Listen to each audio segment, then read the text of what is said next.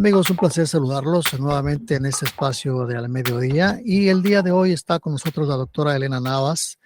Vamos a platicar con ella sobre las nuevas vacunas del COVID-19 que se supone están ya actualizadas para las diferentes cepas que están o que estarían surgiendo durante este otoño. Doctora, bienvenida, ¿cómo está? Gracias, Salvador. Un gusto estar contigo otra vez. Bueno, cuéntanos sobre esta nueva vacuna actualizada, contra qué cepas se supone que va a trabajar y cómo va a ser diferente a las del año pasado.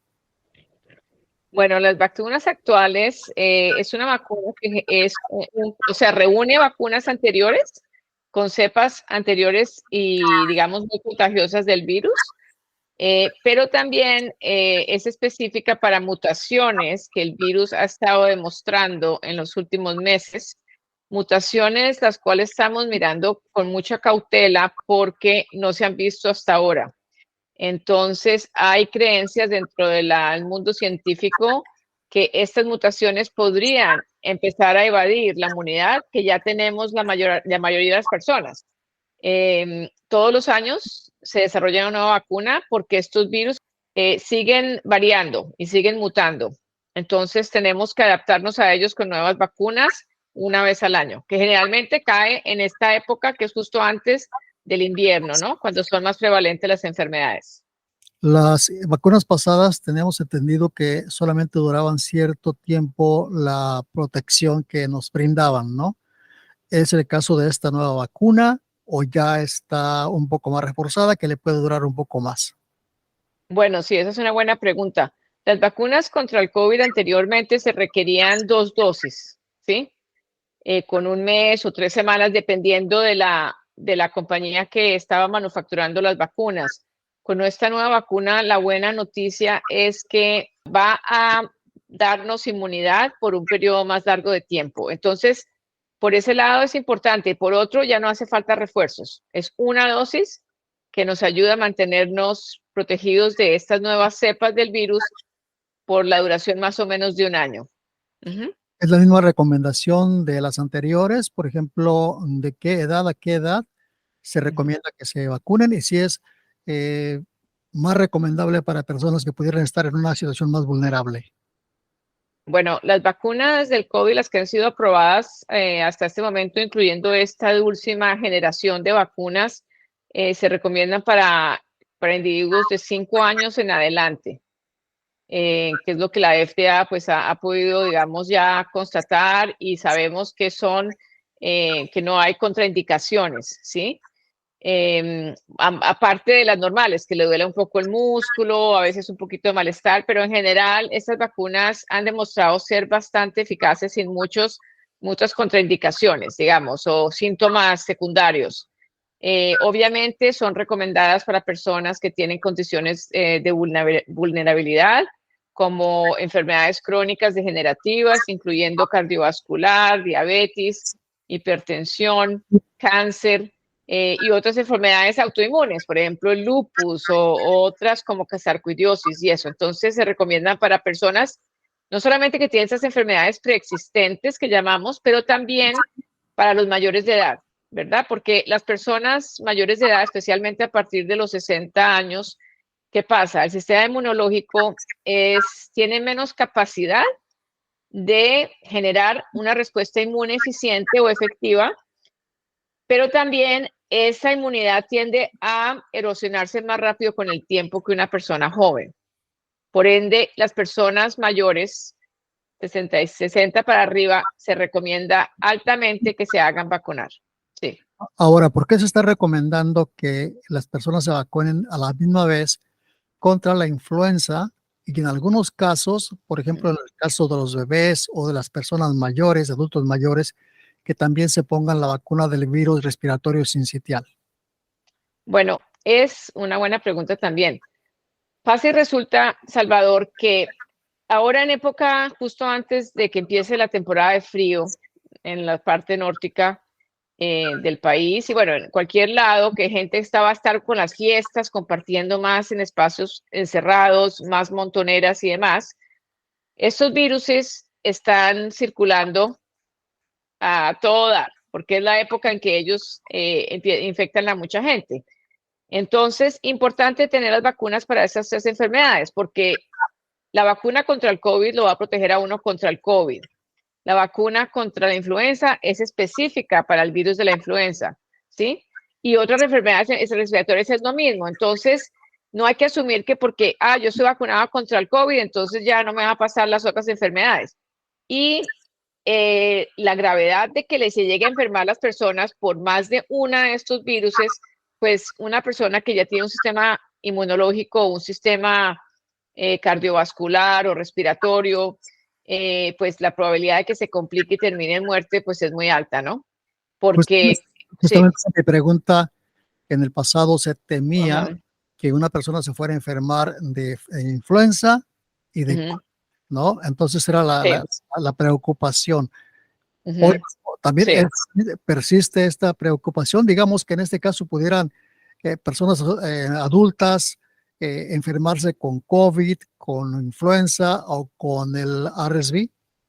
Sí, pueden infectarse al mismo tiempo o con poco tiempo de diferencia, y esto es gravísimo, porque esos tres virus son sumamente virulentos, ¿sí?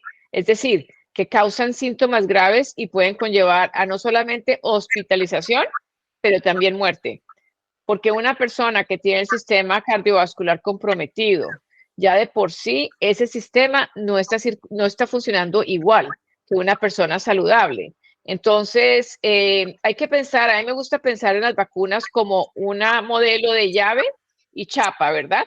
Entonces, digamos que las vacunas son específicas para cada chapa. Entonces, digamos, la chapa de la COVID, la chapa de influenza y de la otra enfermedad respiratoria. Entonces, si yo me vacuno con una vacuna contra el COVID, tengo solamente la llave contra el COVID, no tengo las otras dos y entonces estoy desprotegida, totalmente desprotegida. Muy peligroso que se lleguen a contagiar con más de una de esas enfermedades a la vez. Sí. Ahora, los síntomas de estas enfermedades respiratorias son muy parecidos. ¿Cómo sabemos cuándo realmente tenemos que acudir al doctor o qué podría hacernos sospechar que estamos siendo afectados por una o más de estas enfermedades a la vez? Bueno, pues generalmente como son enfermedades de índole respiratorio y que se contagian a través de goticas, ¿sí? De goticas que uno respira, tienen síntomas parecidos, sí, es decir, pueden tener síntomas, por ejemplo, de dolor de garganta, tos, dolor de cabeza, a veces fiebre, dependiendo de qué tan fuerte la persona está siendo afectada. Pero el COVID sabemos que tiene otros síntomas que pueden ser diferenciarse de las otras dos. El COVID a veces también da malestar estomacal, el COVID a veces quita o cambia el gusto y el olfato de las personas. Entonces, y el COVID generalmente no es una enfermedad que uno esté estornudando mucho. El COVID afecta más la garganta y afecta más como la capacidad de respiración. Entonces, cualquiera de estos síntomas, Salvador, cualquier síntoma que dure más de 1 o 2 días, y si son síntomas importantes, por favor hágase revisar ahí mismo. Las pruebas de COVID están otra vez en el mercado. El gobierno acaba de aprobar pruebas gratuitas para cada hogar. Cada hogar tiene una cantidad de 4 cajas o pruebas de COVID. Por favor, infórmese para ver cómo las puede pedir. Se piden por correos facilísimos, se llena un cuestionario en el teléfono electrónico y le llegan a su casa. Entonces, estén muy pendientes. Y yo lo que recomiendo es, como COVID ha cogido otra vez fuerza y esta nueva cepa es prima hermana de Omicron, que es muy contagioso, lo que yo recomiendo es que si usted tiene síntomas, lo primero que debe hacer es hágase la prueba de COVID en la casa. Si usted sale negativo para COVID, entonces acuda a un centro médico para ver si es influenza o si es otra respiración, otra enfermedad respiratoria. Pero si usted tiene COVID, trate en lo más posible no salir de su casa, no vaya al trabajo, no exponga a otros. Y si tiene que salir, por favor, use mascarilla, porque eso ya lo aprendimos de la pandemia, ¿no? ¿Podría darse que las autoridades nuevamente implementen el uso de mascarilla y las medidas sanitarias que se implementaron durante lo más duro de la pandemia? Pues Salvador, honestamente esa es la pregunta del millón, ¿no? Si realmente va a ser necesario tomar las medidas que se tomaron durante la época en la cual el COVID estaba disparado y no había vacunas y no habían tratamientos antivirales. Yo personalmente como epidemióloga no pienso que habría necesidad de volver a implementar un régimen tan severo, ¿sí? De cerrar restaurantes, de cerrar, pues, comercio y demás. Yo creo que ya porque tenemos una inmunidad de rebaño bastante amplia en este país. Y por eso es la insistencia de que se sigan vacunando con las nuevas versiones, porque esa inmunidad de rebaño que llamamos, que es como un muro alrededor de una población, con estas nuevas cepas empiezan a haber más huecos y capacidades de que la nueva cepa vuelva a reproducirse masivamente. Entonces, pero lo que yo sí recomiendo es que ya sabemos cómo usar las mascarillas. Yo, por ejemplo, mañana viajo fuera del país, voy a usar mi mascarilla todo el tiempo en el avión. Yo no me confío que dicen que el filtro del avión, que cada 30 segundos se está renovando el aire. Si la persona al lado mío está tosiendo, al lado mío no hay filtro que me salve a mí ni de COVID, ni de influenza, ni de ninguna enfermedad respiratoria. Entonces yo creo que tenemos que ser, yo lo que hago ahora es que llevo mi mascarilla siempre en mi cartera. Y si me encuentro en una situación que hay mucha gente que siento que me están respirando muy de cerca, un baño, por ejemplo, yo en los baños ya me estoy poniendo mascarilla, porque en los baños también hay aerosoles.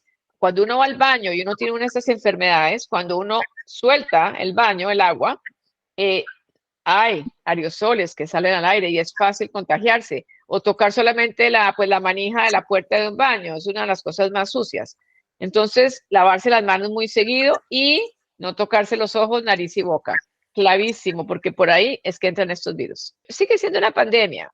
Lo que pasa es que como ya tenemos vacunas específicas para este virus y gran parte de la población a nivel mundial está vacunada, se vuelve un virus menos letal, ¿verdad?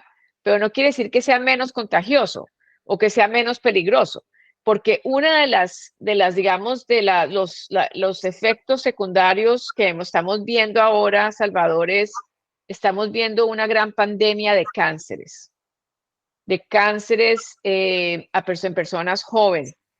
Y todo esto ya hay estudios científicos que han demostrado que personas que tuvieron casos fuertes del COVID, ¿sí? Casos con muchos síntomas y que lo que se llama el long COVID, ¿no? El COVID duradero, pues ya están encontrando. Yo conozco una persona que el día que cumplió 50 años, una señora, una mujer, ella no se había vacunado y hoy en día está con cáncer terminal de páncreas. Y con seguridad el proceso inflamatorio, porque sabemos que el COVID infecta a todos los órganos y tiene la capacidad de esconderse en todos los órganos y crea un proceso inflamatorio. Ese proceso inflamatorio a largo plazo conlleva a lesiones cancerígenas. Para personas que no se vacunaron durante toda la pandemia y nunca se enfermaron, nunca se infectaron y dijeron, ahí está, ya ves, no me pasó nada porque no me vacuné.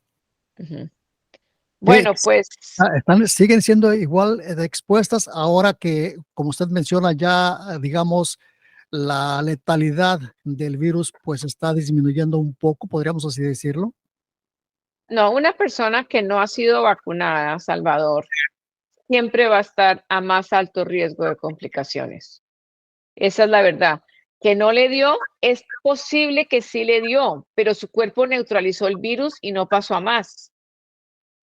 Ahora, hay gente que dice, ay, es que algunas personas que nunca les ha dado, que hay una cierta resistencia. Yo no creo en eso. Lo que pasa es que uno puede estar infectado y no saberlo, y si el cuerpo desarrolla las defensas apropiadas, el virus se neutraliza y uno no tiene síntomas. Eso no quiere decir que no le dio el virus. Es muy difícil comprobar que una persona no ha tenido COVID, que no ha sido infectada por el virus del COVID, ¿sí? El SARS-2.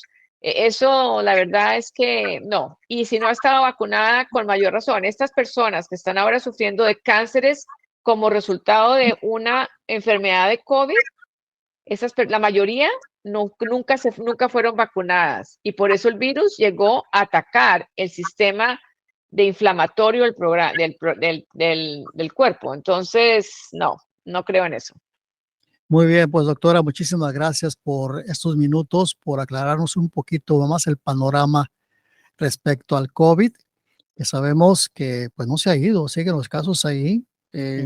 Tal vez ya no los veamos con la misma frecuencia que antes, porque ya no se divulguen o porque ya no se estén dando a conocer como se hacía semanalmente el número de casos en cada entidad, algo así, pero los doctores pues, siempre nos han dicho que el virus continúa allí y que hay que estar siempre tratando de estar protegidos, ¿no? Tratar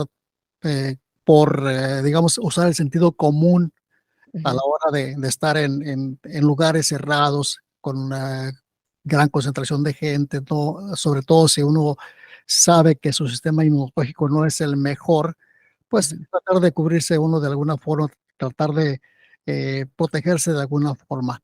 Y la última recomendación es que ahora se aproximan las fiestas. Vamos a estar de Acción de Gracias, de Navidad, de Año Nuevo.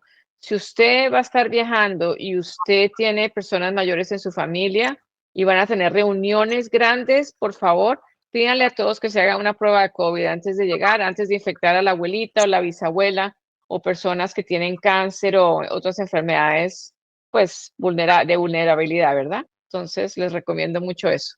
Pero sobre todo, vacúnense cuanto antes y el mismo día. Yo me puse ya el COVID y la influenza al mismo tiempo. Sí. Muy bien, pues muchísimas gracias, doctora, por la plática. Gracias a ti, Salvador.